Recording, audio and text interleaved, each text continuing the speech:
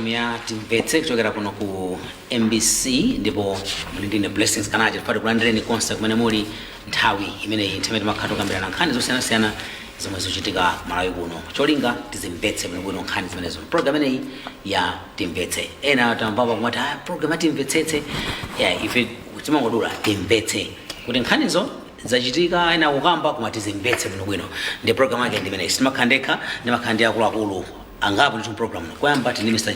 George Kasawula tikulandeni bwana tatokoza blessings zikomo kwambiri master ndi Mr. Humphrey Mvula tikulandeni Mr. Mvula zikomo kwambiri zikomo komanso Mr. Kevin Pekasamba nakuthokozani zikomo munasowa lachira vitali ndazira alibiza amene watibiza titathokoza na mabwera zikomo kwambiri zikomo ndito nkhani imene wafati kambirane tini nkhani zingapo koma yoyamba timafati one nkhani yokhuza ma alliance migwirizano amene zipani imatha kupanga tikakauti afuna kupita kuchisankho chotere tamvapo kuyamba amene abwera poyera kuti afuna kupanga alliance tamva DPP poyamba sitamamba kukamba kwenikweni nkhani imeneyi koma tamva pano akukamba nkhani imeneyi kuti ngati kuti tikukambirana ndi ena tafati pange mgwirizano zimene zotanthauza chani likamba nkhani ya ma preparations achisankho komanso ndimene chipani cha DPP chikuonera zinthu zimene zili pakadali pano tiyambeni Mr. Kasawula poyamba ndisagwirizana nawe ndiwanena kuti samakamba za alliance ya DPP amakamba koma amanena kuti iwo aimaokha amene akufuna yakhomzekere kuti adzakhala kumbuyo kusala bwere ndi matukutuku maganiza kuti tichita alliance ndezofuna zambirimbiri nkhani inali motero ananena cho yes the difference this time kunena kuti Secretary General Peter Mkito anena kuti no apapa tikukatipanga ma alliance tikufuna tipange ma alliance ndipo tambakala ukambirana ndi anthu ngati UTM tikukambirana even UTM anadzankaso ajawala kuti nzora tikukambirana sofuso nkumati why change of heart ine ndikuganiza kuti DPP ali ndi vuto vuto ndira kuti candidate wawo ngosayenera kuti akhoza candidate ani chifukwa chake sichachikulu zimene akhautiwamba pano kuti Peter Mutharika ndi munthu wokalamba Malawi doesn't need a leader wazaka 85 that's official zimene mava official Malawi deserves a better person so the fact that you DPP amakakamira nona kuti Peter Mutharika akhalebe yet kumabiliro after 2019 2020 ananena kuti ine basi in fact kunali mtumpikisano anabwera anyamata kumeneko minaso azimaiso nene razibambo anganipange su nene urazibambo ndazimai anabwera magulu ansaka magulu anankhumwa magulu akabamba amene ena ndani kuti analipa ngapo nankhumwa na chula mwanamveka yesa mwanamveka gadama gandani anathamanga kuti fero poti kuti gogo apuma ndefe tipange and they even met him amaitano pita kuja ku page house tabwera ni kuno musa tabweza ni moto pang'ono I know kuti this is a competition mufunika mpange campaign koma bweza ni moto pang'ono kuti chimane chimusachigawe he was saying that then all of a sudden akunyumba kwawo maigere Mutharika ajisale ka aucheni akulilonga amati ndine khuluka agangata anachita kuvisi kuti yayi bwana ndi msala muime basi anayima yet he is someone osena kuti azima pachisankho mthupira khwima ufunika azipuma DPP is aware of this akudziwa there's a section there's an arm there's a wing ya DPP imene kudzoti zimene topangazi sizithandiza ndala uyu sanga yone chisankho Malawians know better the Malawians have no reason to asankhire ndala yono tisakalithandiza ndala yafunika apume azidya bacon azidya chani whatever it is azipuma they know it today because of such pressure aona kuti Timvetse ikungangata enaso anthu akunena kuti iziti mupangazi you are risky poyamba manena kuti ife sitikufuna alliance they were even saying even running mate sitingatenge ku opposition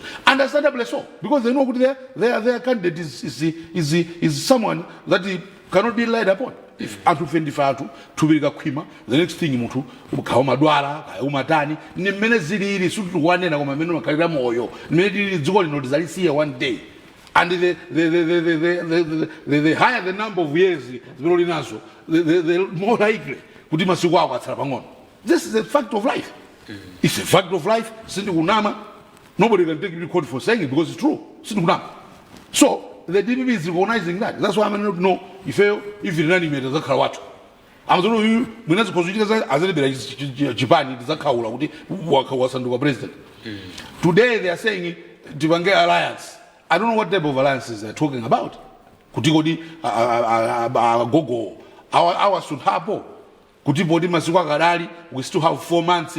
Manomination Sanachitige, Sanagaberega by Bebara, Gumeki, and Hamanafuna as a member of president. So maybe as already Dara you got the Mutosep, I say it's Guamba plan on Dara Mutosepo, I get back a bambe, Stukusiva, Comamano of Gori, Afuna Gabe, Duakale, at Sokole, if in the DBB. In which case, dear Woodisono, Zvende Bagamba, in IUDM, Chibani Magulita.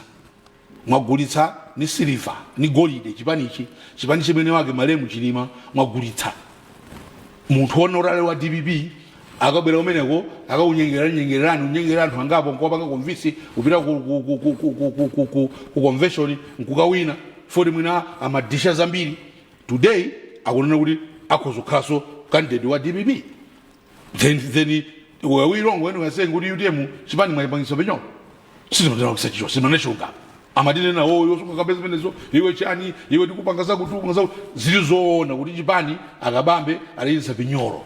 I called it fraud. It's fraud kuti munthu upite uku woti munthu everybody knows kuti kabambe was DPP. Amalimbana nawo pa mpikisano wa kufuna kukhala president wa DPP kuti apange succeed apita mtalika. Today kuti he's in UTM, it's fraud. It's shocking. I'm not saying fraud as in fraud, it's political fraud. Kuti munthu ngopanga maneuver because you are clever, ukupanga samwini, kaya make a few chess moves, basi, checkmate. That's the fraud. You are engaging in fraud in broad daylight. They don't like it, but that's the truth. And now, if it's true, they won't anafomeleza. Most likely, because don't forget, UTM ndika bamba. I don't know if this time ndika running medwa muntu. So it means the first condition ya kabambe. And knowing Kabambe, Minama Chitasi Muzagi, how power hungry he is. Ufuna kuti zivuta zidani kale president. Sanga vomero karani mede kuti DPP. Afuna kuti chinthu ichi iye ndi achinyamuli. Fuso kumati ndiye mdala umangoji. Mwazindikira kuti mdala umangoji sizingateke. Amalawi sizingateke umusankha. Is that why you want to analyze? Mwina ndisilepo. Amvula ndampeka sambo. Aike busomulo. Aike busomulo. Indi amvula. Mukuti banje mapamela nkulira Mr. Kasakula. Ndamva ndithu andi mwina ineso ndiyambire pena. Chabwino. Ndankule mundare poti katichoka mu mundaremo. Indi munatuluka kuti banje. Izo sindiuziwa. Ndona kuti Marasi nthawi yake ndi season yake ndi ino.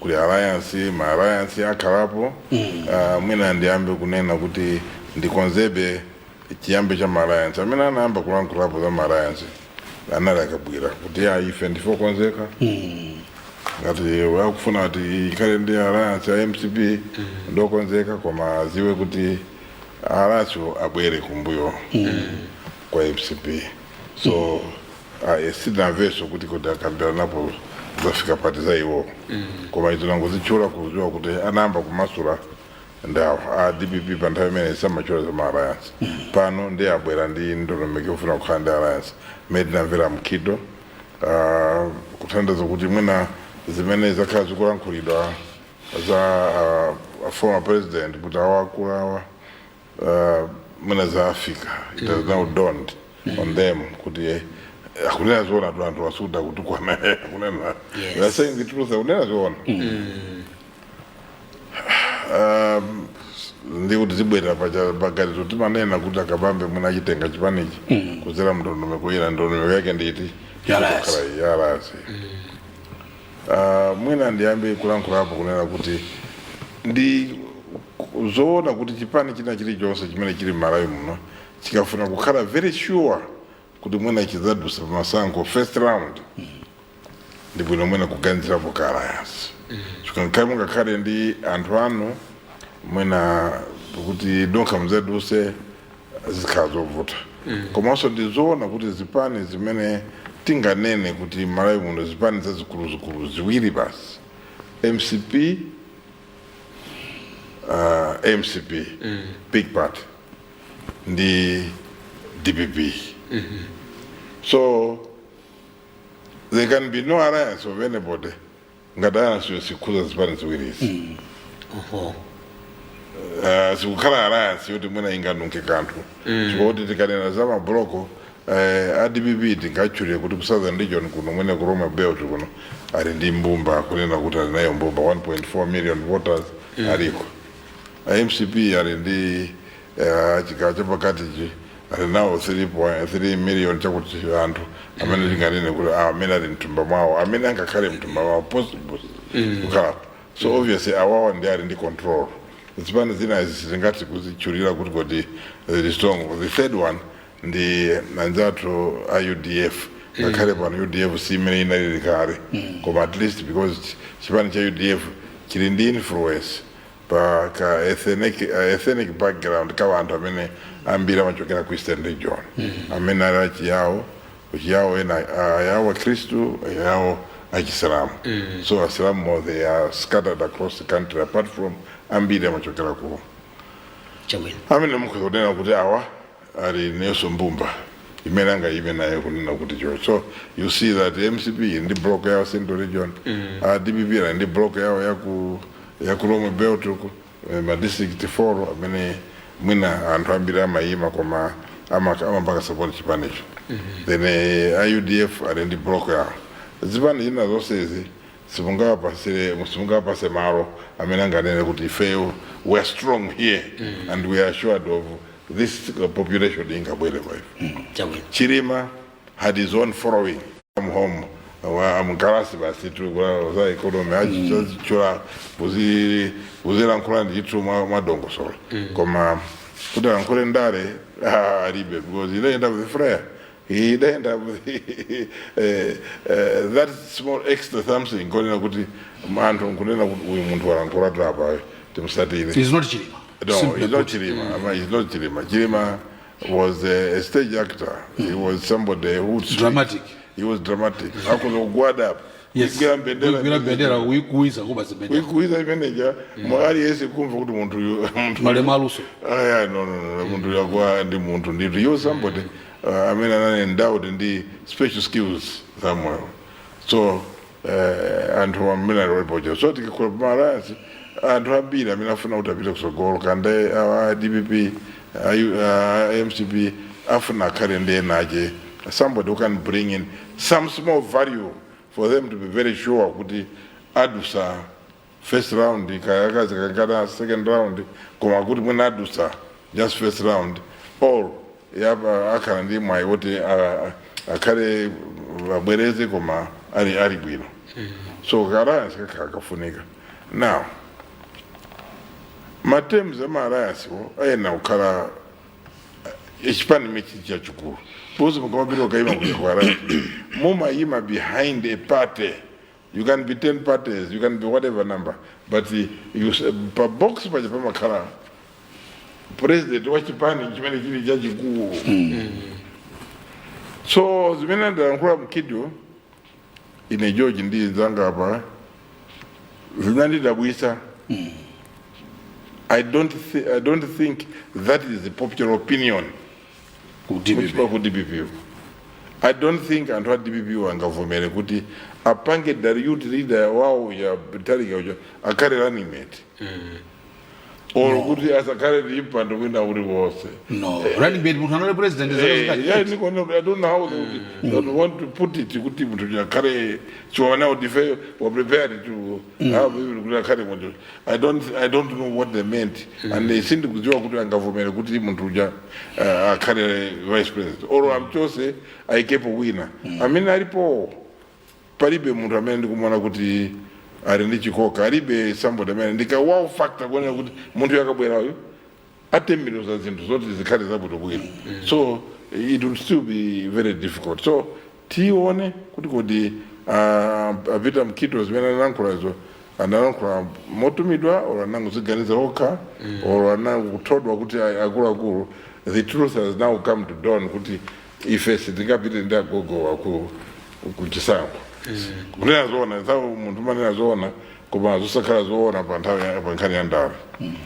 So I don't know. Now maalliance akhalapo, my advice is amene mukufana zipande zina zimene zilipo zazing'ono you just have got to queue behind DPP or behind MCP.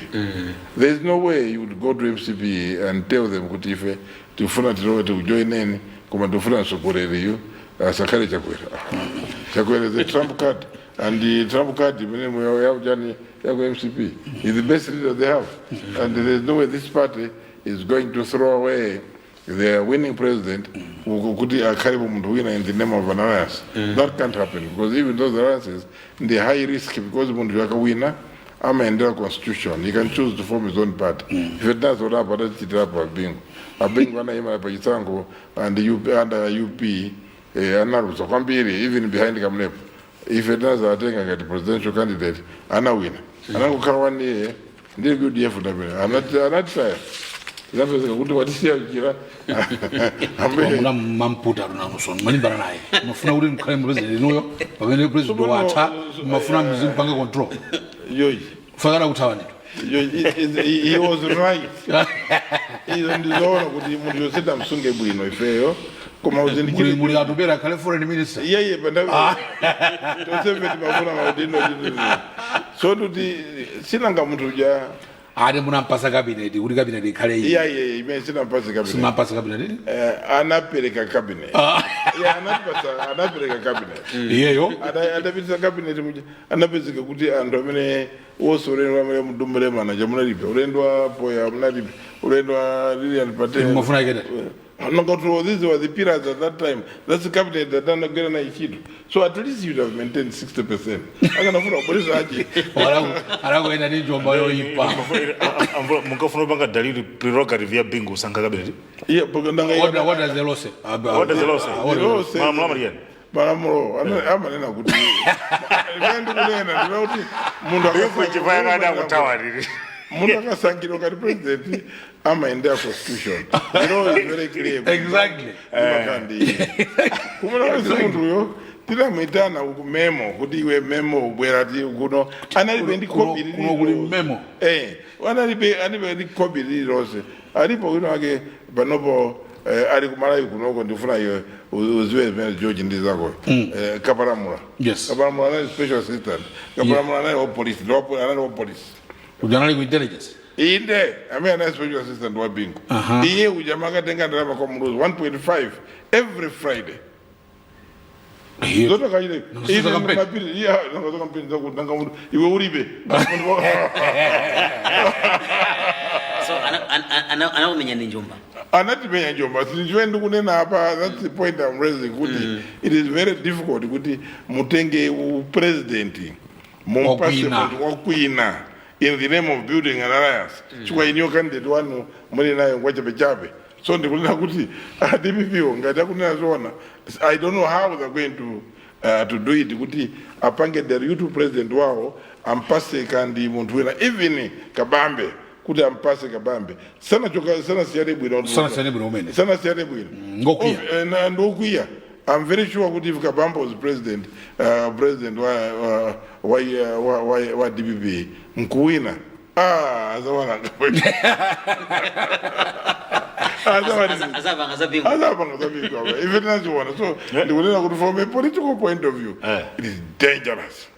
It is also dangerous kuti mwembekeze kuti iweyo is a smaller party ukapanga dispress anthu amchipani cha chikulu mezi makazo ni mavuto akulu komanso kuganizabe kuti ine ndikuchoka kuchipani changa cha ching'ono ichi ndikakarowa ku MCP kuja tizikapanga ko govern mulibe to provision ena kuti yako governing wapoti ndifeta ko presidency kulibe.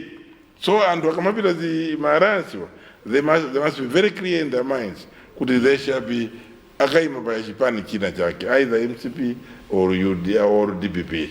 They must also accept kuti kamukawina azikende saboma ndio wena uja number 1 uja sikuti isu inuyo poti mwamuthandiza kumsonga memo ndoti iye akauikani pambali pakuti muzinthandiza kuendesa boma zvine sizingateki. So if it does what so that's what kuti nkhani yovuta so tikuyilankhula pano because pazipande zoseza zing'ono there isn't one party which can make it. There isn't one party which has got even resources enough to boost the chances of the bigger party. Right. So you expect to join the alliance, and you also expect that the big party will feed you, could survive in your trip, your alliance. But then it is more than that, because Zimakazo vote it's complex. 2 months in the cheaper. This year, Chabwe no thokoza kwambira mvula at least mnadafotokoza lako zimene nachitika nthawi imeneyo ku DPP makamaka kuti ku UTF kuti bingu zinatani at least Malawi ena achinyamata masuku ano ena mwina kwavuta kwayamba kachiwiri azitha kumadziwayo kuti mbuyo muzinaenda motani. Chabwino Mr. Mpekasambo inu muri banje nkhani ndimeneyi kuti mkhani ya alliance DPP kuyamikana kuti ipita yokha kuti ife za alliance tikhuza tipangatoka panana kuti tifuate panga alliance andizokambena zili nkati inu ndimangani khuza kwa utani mkayangana pirikira kutsogolo. Ndikukumbukira George wakhala kukamba nkhani yakuti amapanga define akabambe as a political fraud. Chifukwa chimene chidapangisa George kuti yankhule mawu amene aja ndi mmene there was an issue behind mmene akabambe adachokera ku DPP achilimata ngotisiya anachoka ku DPP nkuthamanga kupita ku UTM. Aladzananso George nthawi nake kuti this is a plan. Ifenso tidadzanena ndipo ma statement amenewo ndamene adapanga ndikukhulupirira ni chifukwa cha program ya Timvetse ndamene adapanga prompt akabambe kupanga plan ndi mtolankhani wina m'Malawi muno kuti akafunsane mafunso kuti inu simudzatenga DPP simudzatenga UTM kuibwezeretsa ku DPP. You remember the statement? And there is a video that keeps flying around and panopa ndikatulukaso kuyenda sikwapiri kafunso limenelo. Kwa ine ndikuona ngati it's just a plan being unfolded. It was a plan and it's just being unfolded. It's being executed, bas.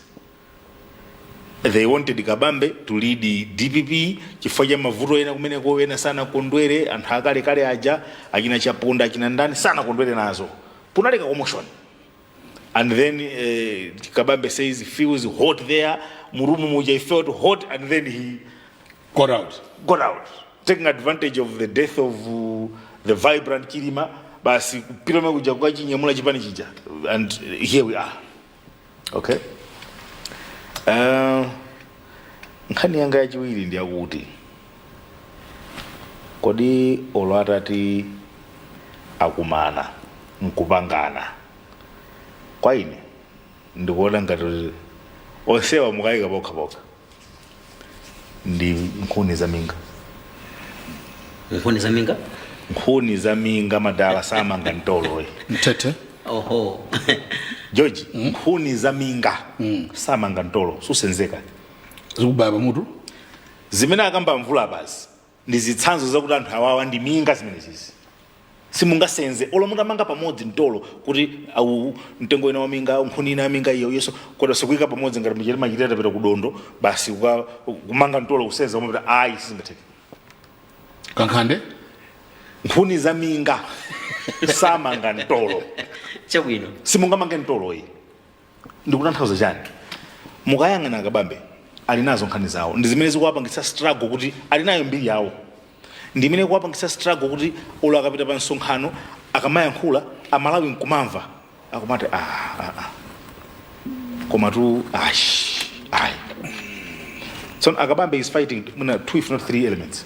One, he's fighting kuti he should fit in the shoes of his predecessor. Amene olozita vrabwaji sizingatheke. Manivesaka he can never be Chilima. Ndijifaka nthana yake ndani na kuti kuvala lilemba lambu yako sikuti wende ndiwe mfumu yake. Kabambe akufuna uvala lilemba la Chilima koma sili kwakwana. siri kwakwana iwo ajafupika komanso ngang'ono thupi siri ngabakwane ndi chifukwa chake anthu akumati kodi ndi uyudi mwanimvetsa kale. Two, he is also fighting this truth yoti ankafuna just before Chilima died ankafuna kukayimira president wakuti DPP chimene chocho nkhani imene imayenda abe mitu mwa anthu a UTM mukunimvetsa kale. Chinthu china chimene akupanga fight chachikulu nchakuti kodi ndi zimene ndachitazi in my immediate political past kuchinali mafuna ndikayimira ku DPP kena katabwera kubwera ku UTM ndingadzi anthu ndipange bwanji kuti anthu andikhulupirire.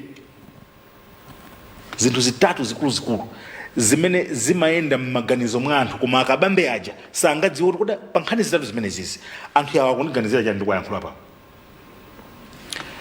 Koma chinthu china chachikulu ndi chakuti Amalawi akudziwa kuti akabambe mmene chuma chimasokonekera anali governor reserve bank, mmene ndalama zimabedwa ku Salima Sugar iwo aja anali mboma, mmene kumatengedwa ndalama ngongole ya $850 million mdziko munomo iwo aja anali governor wa reserve bank 2 days before chakwera swearing in. Amalawi akudziwa zimenezo. He is fighting, akabambe is fighting this mbiri. Mwanimvetsa kale. Koma the biggest tragedy nkuti Amalawi akabambe sakudziwa kuti kodi Amalawi akundiganizira chani ndikamayima nkamayankhula pamene ndili ndi mbiri yakuti za anthu a DPP ndeni ziyatakharu kwamba kalekale zija. There is a danger with this alliance. Chilungamo chake ndi chimene chocho. Mukutenga zokha zimene zidagumuka mukufuna muphatikize kuti mupange bridge limaloshoka. Mwanimvetsa kale. Polo mutatenga UTM chabwino mwina UTM ikadakhala kuti dakali m'manja mwa ausi bola there was going to be trust, koma your UTM ili m'manja mwa munthu amene anali wa DPP ndi mukutenga adawafunsa kuti simubwezera UTM ku DPP inu sicholinga chanu chimenecho adakana. Lero akamata kukwambira nthawi chani kutanthauza kuti zijati makamba kuti anthu a DPP ndi abodza apapa anangolipanga koti kulipaka Sugar kuti anthu aone ngati izi ndizoona, koma cholinga chawo ankafuna akatenge chipani chimene Chilimada panga atawasiya iwo aja atanyasidwa. You remember Chilima saying apumba Chilima, it wasn't me. He was saying on the podium Kuba he was saying on the podium amatulutsa mapepala aku MRI pansonkhano Chilima. You understand? Zikutanthauza chani anthu onsewa amapanga describe chimeneyo chakudziwa za anthu awawa. Ndiye mtolo wa mingawo mangani mumange ndi chisankho chimene mwachita. Mudayamba kunamiza anthu akuchigawo chakumwera kuti musakalembetse afuna kubera chisankho anthu akumwera sanakalembetse kuchuluka zochoka mkamwa mwayo omwe. Kenaka iyayi apita mthaka down athamanga kukalembetsa muchinthu chomwe chija mabodza ukhauka. Lero mudapanga so plan iwe kabambe pita kabeki katenge chipanicho ubwezeretse kuno kumene pacha chidachoka kuno ubwezeretse kuno kuti mavota athu abwerere kwafusa kabambe iyayi ine sindizabwerera so lero mukuti mukukambirana mabodza ukhauka. Mukunimvetsa kale ndiye mangani ntolo wa mabodzawo mangani ntolo wa mingawo nkhuni za mingazi mangani ntolo tuone mmene musenzere.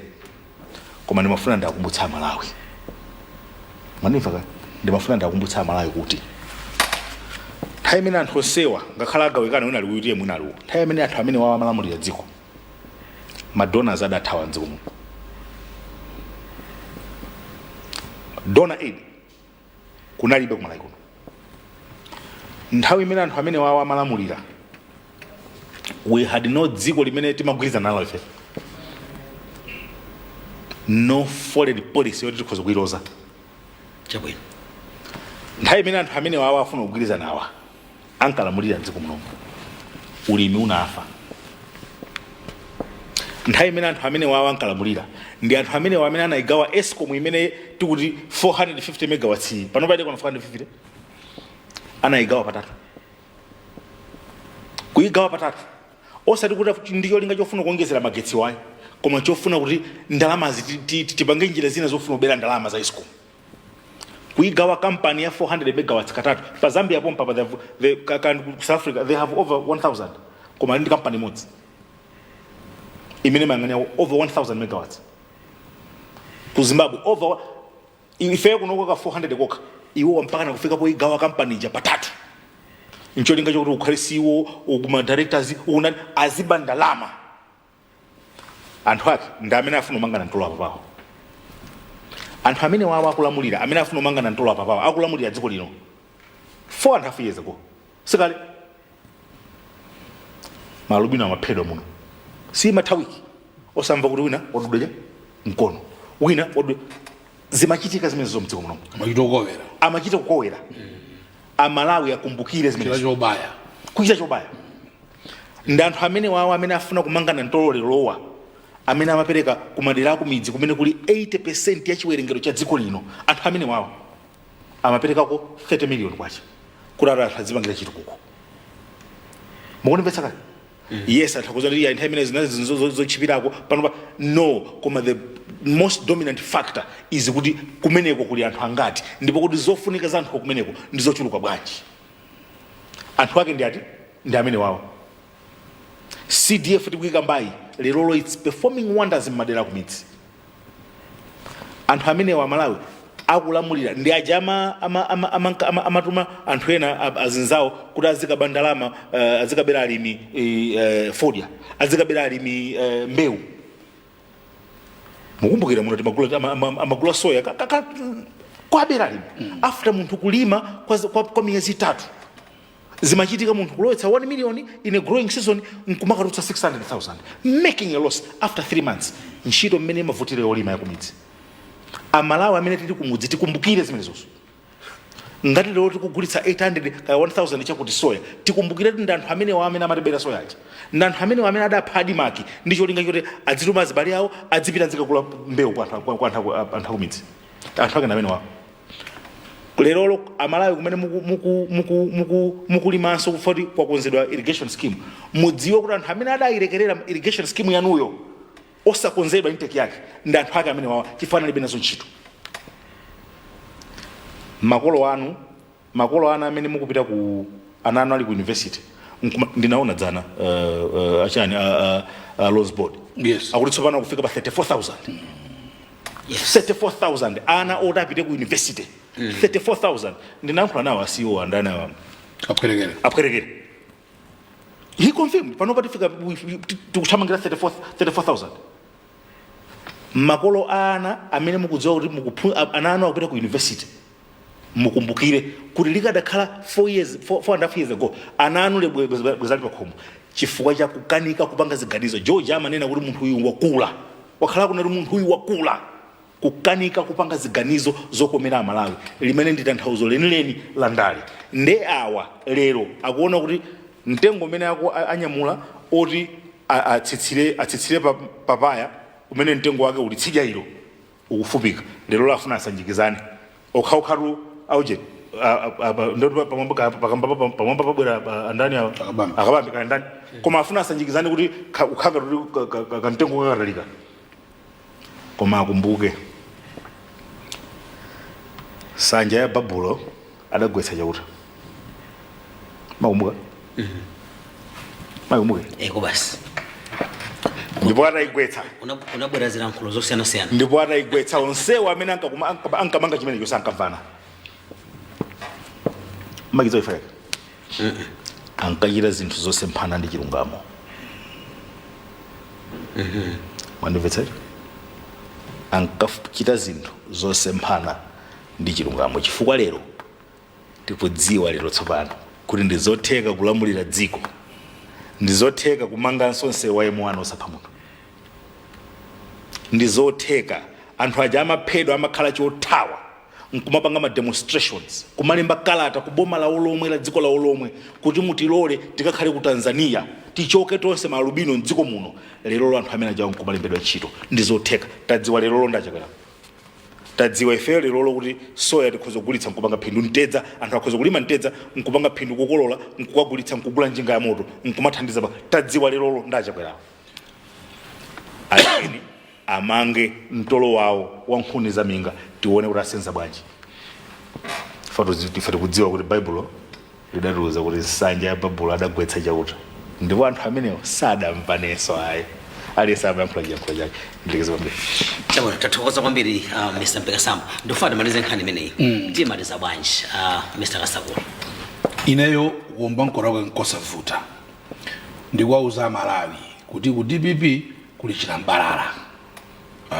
Kevin says umanga nkhuni mtolo wa minga kwathu ndimatika nkhande makhani minga sunga yese zimuru ubaya kuli chipwirikiti kuli mawingi osiyana pali wingi ina imene anthu ake ndi agangata anthu ake ndi achisale anthu ake ndi maimuthalika amene akukamiza ndalaucha kuti ayime iwo zivute zitani sakuona so wina iyayi na amene anapekesa ndalaucha kuti abwerereso ndalaucha amafuna opuma ndalaucha tupilaka amalimva amafuna opuma.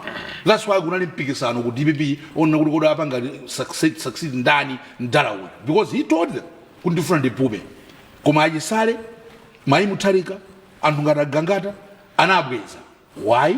Because iwo sakuona tsogolo apart from using dzina la muthalika. That's why achisale amanifika pansonga kuti panopa baloti pakakhala muthalika tikakango wina mudzaoneni ndi mulalo ndi bridge for them kuti apeze zinthu akhale ni power akapitirize ma TPN a president wopanga order cement umaononga industry ya cement dziko muno we don't need somebody cement tili makampani ononamba panga ma cement ali patatu mwina so follow amene mwina ina sindi kuiziwa the spotlight yakale idabwera kale mo 1974 shayona kukasunga kumangochi kuliso Malawi kumeneko awupanga cement zina lake ndani kodi Zagaf yes awupanga cement. We don't need cement yakunja. What were they doing? Amagwisa chiro TPN ya president because a president one of his benefits is tax free things. Akamapanga ipotika kafuna apanga ipotika gali moto ka first lady ima amavomera gakamwana amavomera zimenezo. Iwo they took advantage mubwesa cement yakunja more cheaper because they are not paying tax. Domangazi tu maloji kama chani biomanga beji house nkwaba tsako amabagi 2400. He says 100% na jisani afuna zimenezo apitirize. So that wing nimene kumpusha ndarayo kuti basi uime basi pali wing ina imene is becoming sensible. I don't know whether they are becoming insensible or not sensible na amena kuno awako hani yiteti tikazikepo. Let's be candid with each other. Bwalola olai. Bwalola kupasiku. Timira chitu ichi. Na amena kupushula maybe tipange na kabambe, maybe tipange jani. Ifaka makamba na mkito. It wasn't Muthalika who said tipange tipange alliance. It's the Secretary General. Asina zina arindiona. Mr. Yona or Mr. Noah, depending on which one you want to choose. Mr. Noah na amena tipange alliance. Wingi nemene kunorakulu izizi zitithandiza. Koma mafrani nene chomaliza. Malansiwa yes, malansi apangidwe. Malansiwa ologoti mavutika wala nkula kaya Malawi yenu ndikuona mana lisena they are pushing this agenda, pushing this oye mpake malansi. Ineyo nimaonanga ndi malansiwa ni nkhani ya moralo. The only alliance that helped ndiya chilima ndi chakwera. We have had alliances before. We have had alliances before. They never helped anybody. It's just moral. I mean, Ted Mujali ajihana afford. Umuri mungamba kuzuka ajihana kuzobesa vodi yose to analyze. Ikajogera kuti my Joyce Banda. If she failed in 2014 bacha. Ukana number 3. Kuna number 3 unafua mvulo. Number 3. If ni chawera. Unali kampeni yake yamba anawapita. Do you think if somebody brings Abesachichos, even if they're family and Vulabai, a probably, I don't know, maybe. No, because I'm looking at Adubere. I'm looking at Adubere. Adubere, alibe value in you say he has made 3 attempts so far. The performance has always been going down. His agenda for change is a dead thing. Nobody cares about it. So would such a person bring a voice really? Maybe because of the name Mulus. But Christian region will Mavoti. Christian region will Mavoti. So Mavoti Ngandani. Bo malaja kwera kuliona meli kuchitira. A president now tukamba ura mtarika na nkalamba akabambe zina zake sozongo khazo zopanda ma principles atubereka chani maibanda, then we have the president. Modi Christian region akadira ura president akapangala nsi UDF faka kuvorera president. When they have seen is zina zikuchita kumene makachira road akumenya kumene mbeu zikuenda bwino mabodi akusankha president pere pali pose wa balance mabodi achi akupanga zuzabwino tsiku lilonse akusintha zinthu akadikira lansi yoti apange UDF nefaka kuvorera president. I think favorite ya Mpeka Sambo nkuti Malawi tieni tikhale majaji achilungamo. Tikhale majaji achilungamo. Osati majaji ongovera kuti fo ina ulongolola kwa mbiri kuti uyu mpeni mayu utamugwira nchigolo mpeni pamene mwamuna palibe amene amene chigolo amene usima majaji achilungamo. Tieni tikhale majaji achilungamo pompatsa Lazarus Chakwera mavoti kam 16 September kuti zinazi tizikhazike pambali titiyedzeke. We have a chance kuti tiyedzeke zinazi tipange focus pa chitukuko. Panopa we can't change course because of no reason to change course. I keep on saying Malawi mavuto adzabwera ndimolili dziko olopa banja munthu umakumana tsulero tidya bonya mawa bambo kaya mai apezeka nkana kake akagula makilo kubuchala ndimo makhalira moyo koma the good thing nkuti president uyu ni boma lake mavuto akabwera amathana nawo olokhale vuto mtundu wanji kaya ni mafuta kaya ni economy kaya ni chani amanena kuti tisinthe ngati mafuta awa timagula nthawi zonse tendering open tender international chanchani zikuti vuta malinga ni mavuto a forex chuma chanchani bwanji tesere njira ina. That's the kind of leader that we need. The one that says this is not working. We have tried it for many years, including my predecessor governments have tried it. It hasn't worked. Vudo Mafuda, for example, hasn't started with his government. In Ambagarigal, there was actually the West one was under Bingu. It was very bad. Panopa, Timadi, Mafuda, Malaini, Ubezodi, Matraga Kubera, Ibera Frigo, Yabera, Taponyana, Chocho. Somehow we managed. That time it was completely dry. So it's a problem that what do we doing? Timango banga bwana ibingwa tisa na manga ko mauje ana manga ko ma depot what amana kuti what we should do tifunika tikhali ma strategic depots kuti sunga mafuta ambiri tizikhani capacity sunga mafuta ambiri tikabweretsa and this is right koma ena awa kaya ndani kaya maibanda kaya ngobipita amango ba usokoneza basi ungosokoneza kunokuma kucha zosathandiza.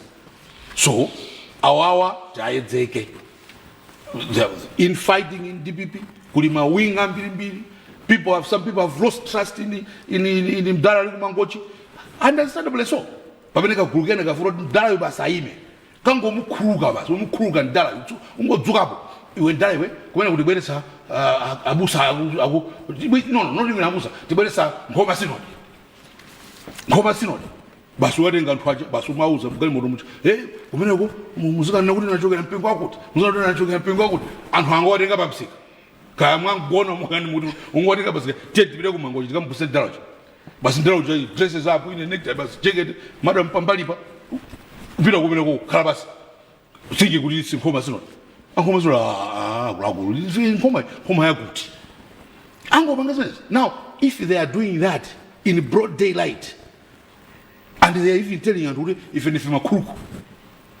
you want to these crooks that call themselves crooks, as we said on to crook us and crook our treasury, crook our resources, crook our cement industry, crook everybody. Aye. Could it be Nimalize? Could it be Kulichinambalala? Malawi, we don't need DPP, we don't need Peter Mutharika, we don't need Kabambe. Let them continue, let them continue, come 16 September, Timvetse President Uyu, a big mandate. Odi, and who is this how people love me? A big mandate. Could you have Chito, you two Rajikolino, Kabuli mega farms, Kamuri my irrigation, I'm going to get Vinaja, Kabuli Jan, Zuses Zaida, Anasukuru University Zaida. These guys are no longer university education. Sadly, today, university are struggling. Ana, they can't even sleep properly. Ana, agupangazo sayenela, ana agu university atikana. Just to survive. Because after MCP, I don't know. Those of us that went to the university have MCP. We never experienced any of this. From first year to fourth year, umafikira kuhosora bwino ku Chancellor College, ku Polytechnic, ku Niguti. An upgrade amamene utosa success. Today university student avutika. Magolo alibire pogona, alibire fizi, alibire chani. In our time, sikulali beziverezo. Parents never struggled. It was almost for free. That's why this government yaunogudi at least itathandize fizi yokhanawa. These are the future. This is the workforce that will take over from the rest of us. Because we've never been in these positions forever. But look how we are treating them. So, university students, if there's a government that any university student should be proud of, whether it's a public universities, University of Malawi, Gudi Mubasi, Gudi Kucholo, Gudi Chani, Gudi Zuzu, Gudi Longwe, Gudi Bunda, Kalimati Bunda, Bunasi, Gudi Chani. This is the president to support. Because he wants to roll back the old times, which we, your parents, enjoyed. I guess somebody was telling me yesterday. The funny part is these governments, the individuals in this government, remember UDF, DBB, also on university education, most of them, they went to university under Kamusu. They didn't experience any of this. What kind of parents were they? What were they thinking?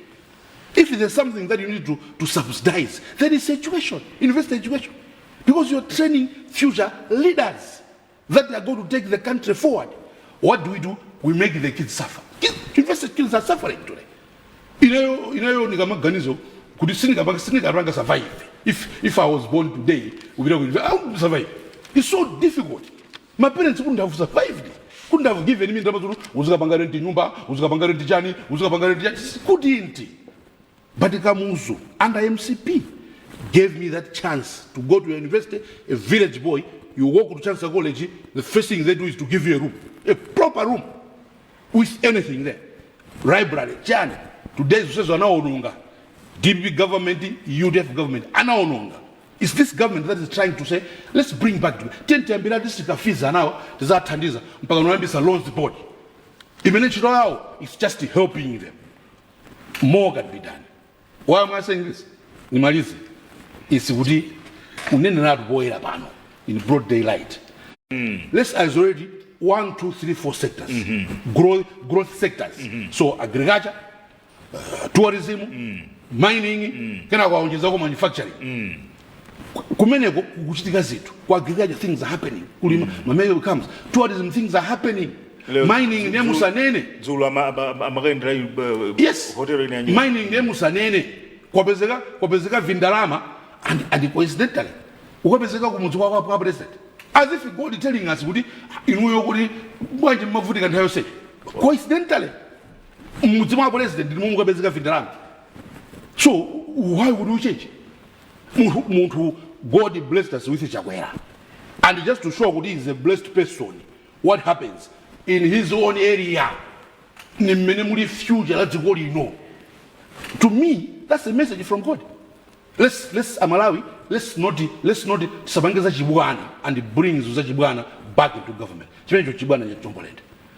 Bange women who Gasia, mineral manager to also Yambiri Defeo, and very critical. Everybody wants it. Let Chakwera preside over that.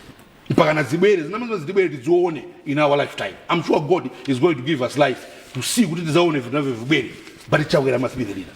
Mwene sirepo ndithokoza kwambiri zikomo kwambiri Mr. Mvula mwamba amene atizira mbana kasakula nkhani imene inu mukuti bwanji kumaliza kwa ine ngoja kuti maalayansiwo mwina akhala woyenera nthawi inoyo malingana ndi mmene zipani zina zilili zingayime pazokha ndonda with resources enough koma they were party if they have resources then they should waste our time.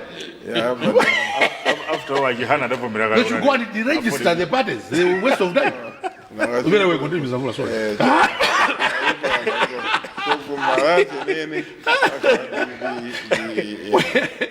Awa DPP wa ngani meta kati kunena kuti mwina aona mochedwa kuti zimene anthu akunena koma ndizoona.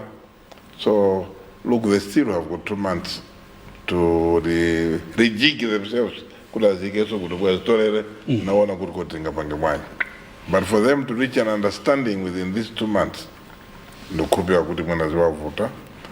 The expectation kuti mwina they can open up the party, it will be very untraditional. Mwina taona kuti apanga bwanji koma ndokhulupirira kuti this chisankho will be very difficult because they will be competing against a person who has done relatively well under very difficult circumstances.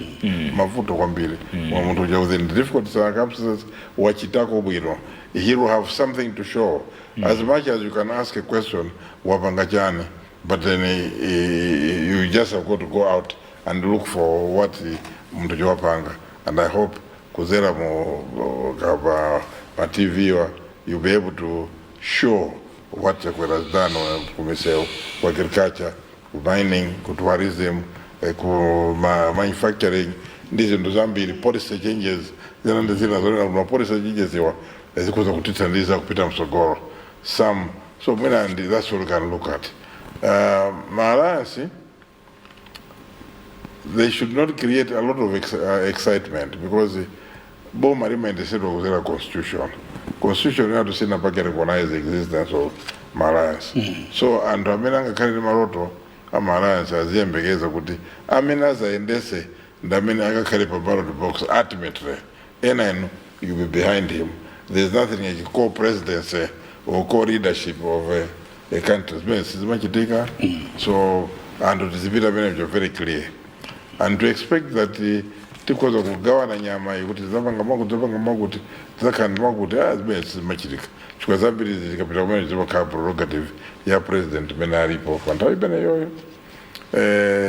I think tikuza kuwapempha kuti angu kukhala steadfast ndipita kusogolo koma pamene tikuganiza kupita kusogolo tisapange lose focus on what is it that we want ngati ziko kakoti zinthu zimene tikufuna ngati ziko siti narowe munjanji yake kuti zinthu ziyende bwino ngati talowamo nangati sinda bwanji course kodi amene akufuna kuti abweretsoyo agenda yake ndi mtundu wanji.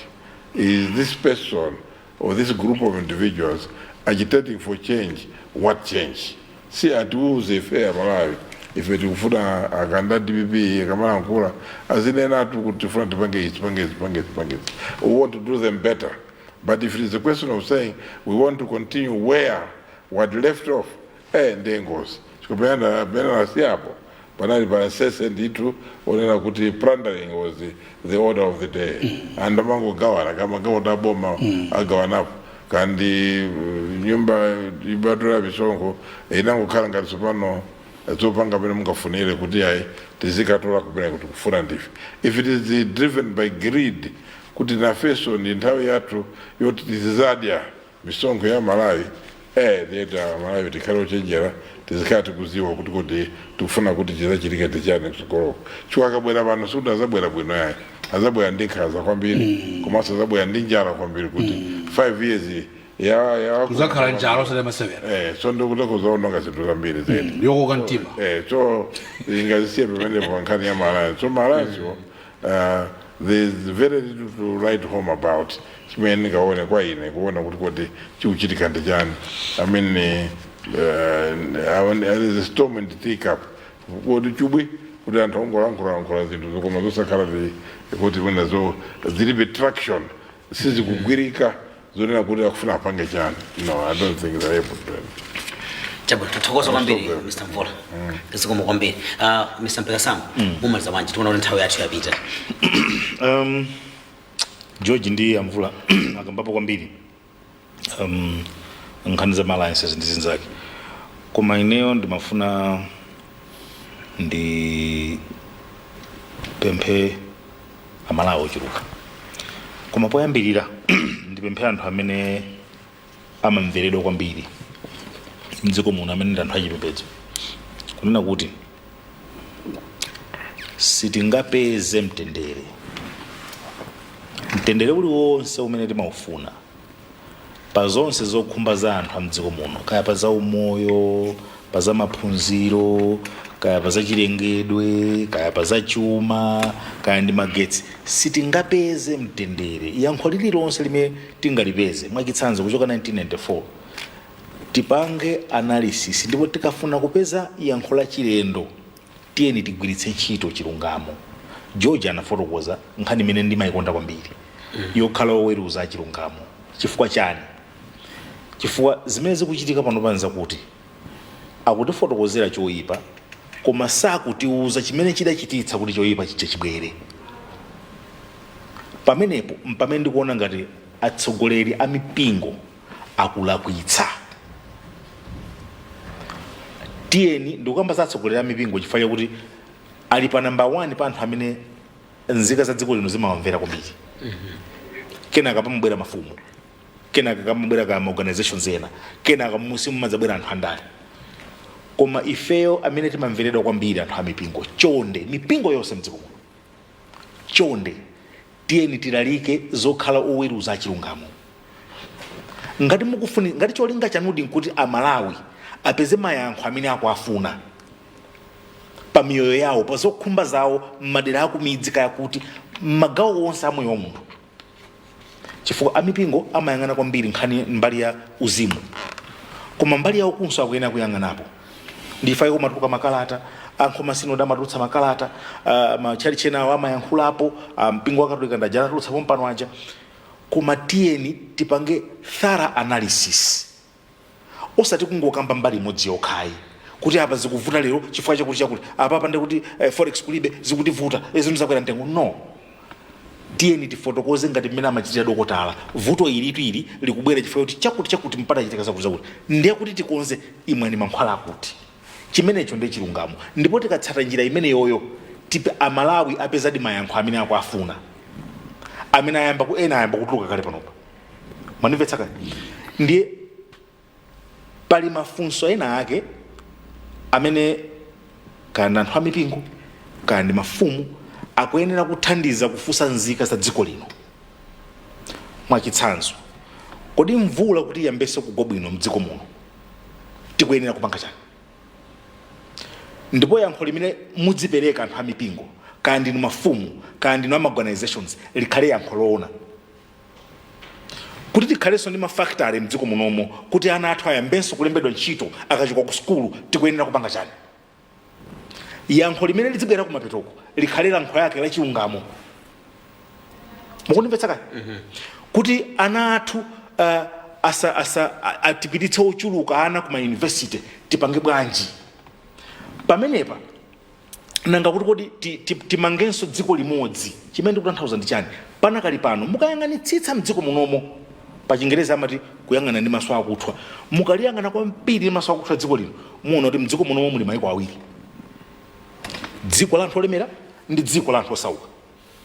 Ndi chifukwa chake kuli private school, chifukwa chake kuli private hospital, chifukwa chake kuli private chako olo mupire ku chipatala chabo mukapeza paying wing.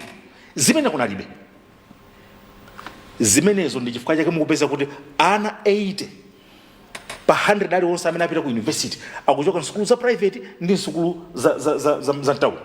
20% yokha ikumachoka ku skulu za kumidzi kumene kuli 80% kumene kukhala anthu ochuluka pa chiwerengero cha dziko lino. Mayiko awiri amene wawa kuti tatseke tipangenso dziko limodzi tipange bwanji tikuyenera kuongezera masukulu. Kuti tiongezere masukulu tisamale chuma chathu. Mukundimvetsetsa? Yes. kuti ana ku skulu tisatsekenso ma university titani kuti tiwongezere ma university yawa tipange bwanji kuti tiwongezereso magetsi mdziko munomo kuti akwanire ndi zizifanana ndi malingaliro athu tikufuna kukhala ndi dziko loti aliyense ali ndi magetsi ana akhoza mapanga ma business ma factory akhoza kumayenda kuti tiwongezerenso zimenezo zoti tikwanitse masomphenya amenewo tipange chani amenewa ndi mafunso amene aliyense m'Malawi akuyenera kuyankha koma poyankhapo udziyankha mwa chilungamo mukunimvetsetsa komanso kudzifunsa kaye kuti kodi tisanafika kuti tifike pamene tili panopa chimene chachititsa kuchoka 1994 kuti tisawongezere ngati masekondari analipo 50 kuti tisawongezere kufikaso 50 ena chifukwa pano takwanitsa zaka zinaso 30 tili pamwe chidachitika ndi chani ndi ndani amatsogolera nthawi imene iyi mukunimvetsa kuti zimene tidamanga kale ma irrigation scheme apezeka kuti wonse asakazika chinachitika ndi chani ndipo anthu amenewo adalakwitsa pati chimenecho ndi chilungamo kumeneko ndi kukhala woweruza wa chilungamo osati kumawuza Amalawi kuti zinthu zakwera mtengo osafotokoza kuti zinthu zikwere mtengo nchifukwa chakuti awa zinthu zimene tidamanga kale zimene zidakambathandiza pano sanasamale zidawonongeka lero uyu wakayambiranso kukonza zimene njanji idawonongeka chifukwa akanakhala kuti amapanga zinthu akufotokoza zinthu mwachilungamo adakamanena kuti koma tu awa adalakwitsa sanapange maintain komanso sanapitirize kuchokera njanji kuchokera pachani pa Lilongwe kukafikitsa mpaka na kumpoto sanapitirize zaka zina 30 zimene takhala pa ufulo zilamulira zaka zina 30 zimene takhala pa ufulo zilamulira maskulu ma university amangotsekedwa sitinawonjezere ma university okwanira kolingana ndi chiwerengero cha dziko lino mafunso amene tikuyenera kumayankha ndi amenewo kuti kodi chimene chatibalira nkhondo ndi chilengedwe ndi chani kuti lerolo mapiri adziphulika kwa nthawi yoyamba kumaona mapiri akuphulika anthu kumakokoloka zimene zonzoti tizifunsa mafunso achilungamo mayankho akenso adzikhala achilungamo osati kungodula pakati nkwauza Amalawi mbali imodzi yokha yani kuti mukupsinjika pali chimwala no kodi chimwalacho kuti chigwe adagwetsa ndi ndani kuti ana athu lerolo adzipezeka kuti akalembedwa akamaliza skulu sakupeza ntchito chidachitika ndi chani nanga yankho lake titani nyumba samangira kuyamba kudenga mwandipesa kani kumeneko ndiye kusowa chilungamo tikukambako aliyense m'Malawi adzifunse funso ndipo adzidziyankha mwa chilungamo iweyo udasonkha chani aliyense Malawi kuyambira achakwera kuyambira Peter Munthalika kuyambira Abakiri Muluzi awa Mvula kina George ndani everybody Malawi munomu tidzifunse mafunso kuti lero tidzipezeka kuti abale athu amene ochuluka amene ali kumadera kumidzi akukanika kumapanga ngati mayiko awiri osauka ndi olemera chifukwa chani ndi chifukwa yani government chakuchuluka tiyankhe mafunso amenewo mwa chilungamo yankho lake lambaka likuoneka ndipo wina asaliphimbe yankho lake ndi limene lija ajamaphedwa aja akulembedwa ntchito lero chabwino malubino mayankho ake ndi amenewo ma irrigation schemes amene anaonongeka ayambaso kukonzedwanso yankho lake ndi limenelo ndi kuti chimwala chija wakiwesa pamenepo kwa nthawi ya lubino wakiwesa chimwala wale machito kwa nthawi kumidzi wakiwesa chimwala wakonzera ma irrigation scheme zimenezo zimene zidatukula dziko lino nthawi imene lero ma secondary school akumanganso ochuluka amakara akumanganso lero ma data centers ma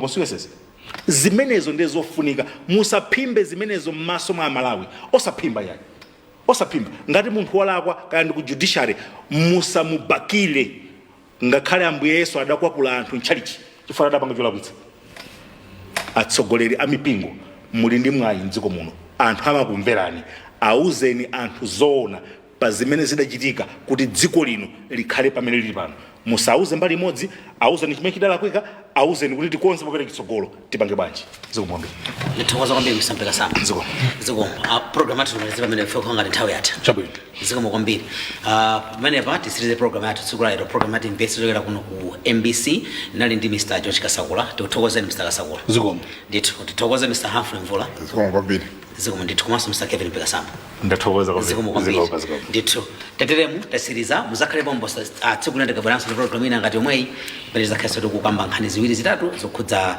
dziko lathu la Malawi kuti tithe kuzimvetsa bwino kumazitsatira mmene zinthu zakhazi kuyendera kuyambako usafika mpaka na pano komanso kupatika bakhawo tikuyang'ana kutsogolo kodi tufa tikafikire dziko lathu lipite kuti ndine Blessings Kanache mwakuma nonse.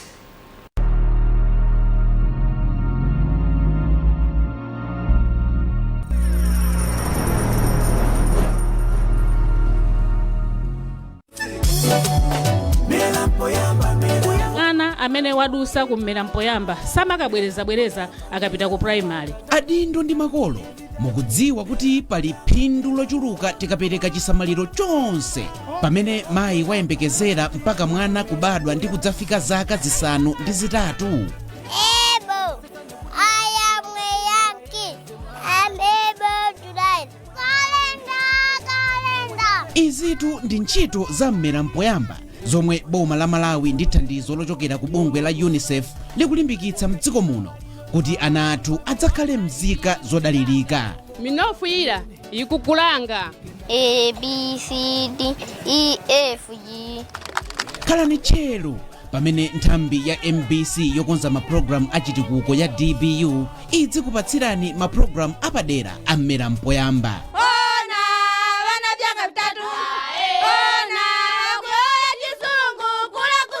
I am Fred. Vowel. I know vowel. Lolemba lililonse 5:30 madzulo pakanema yanu ija. MBC, inspiring the nation.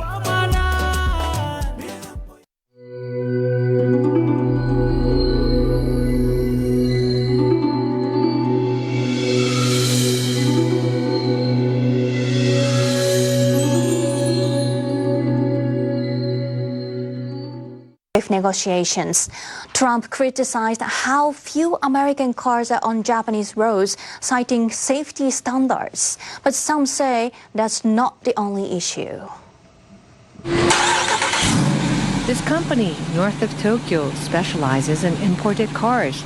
It brings in around 100 American vehicles every year.